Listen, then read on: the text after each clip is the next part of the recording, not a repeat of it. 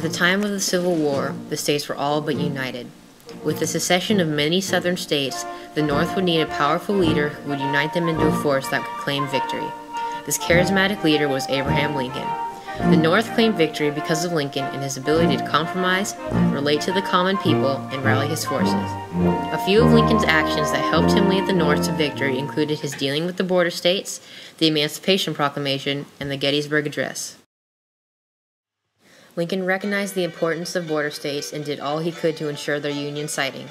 He believed the states were so important, in fact, that he thought he would lose without the support of Kentucky. Lincoln's handling the problems evidenced his great political skills. Lincoln managed to offer concessions to governors, avoid undermining military authority, and publicly affirm his policy of all qualified voters being allowed to vote without disturbance.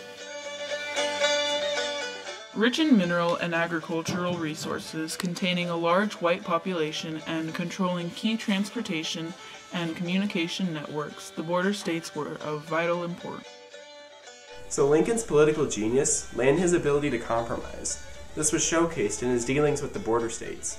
He never wanted to seem heavy-handed, and he always minimized military occupation, because if the military was in with the civilians, it could have created friction in leading the governments to join the Confederacy.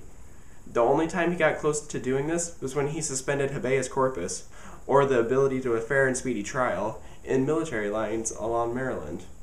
The only reason he did this was because if the Confederacy had captured Maryland, they could have gotten to D.C., which would have led to recognition and support from other countries and possibly them winning the war.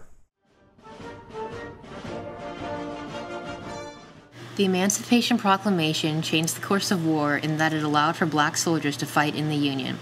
3 million slaves can now lend their arms in their liberation, dwarfing the dwindling Confederate Army even further.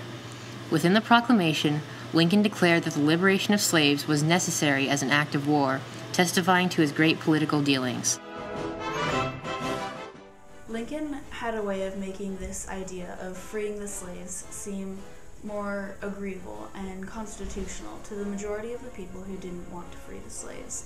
He did this by making it a war necessity and that it would end the war, which it would by weakening the South and adding more able-bodied, fresh men to the Union's army who wanted to fight because this was their cause. It hit home for them.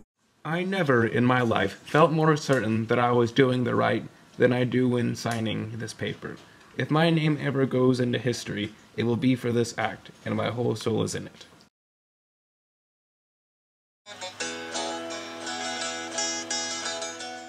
Lincoln was asked only to speak a few words, but ended up inspiring a crowd. This speech was considered the common remark of everybody, by many, and won him support as a leader. As Gettysburg was a turning point in the war, this made his speech respectable, not an act of desperation. His morality on the issue at hand expressed respect for those who gave their lives rather than the politics of war. What made Lincoln's speeches really good is just, unlike Everett, who spoke there, he used a lot of plain language and refrained from using any political topics in his debate, just so we can show kind of a sense of empathy and morality over those who died.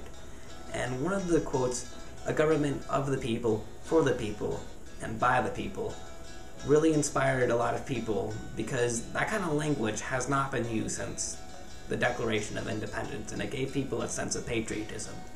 And the Gettysburg Address didn't only speak to those who were fighting or those who were against slavery, but also the whites, the blacks, and anyone really who cared about making their country a better place. And now, since it inspired a lot of people, the Union has a lot more dedicated soldiers within its army, and winning the war is pretty much inevitable right now. The world noted at once what he said and will never cease to remember it. The battle itself was less important than the speech.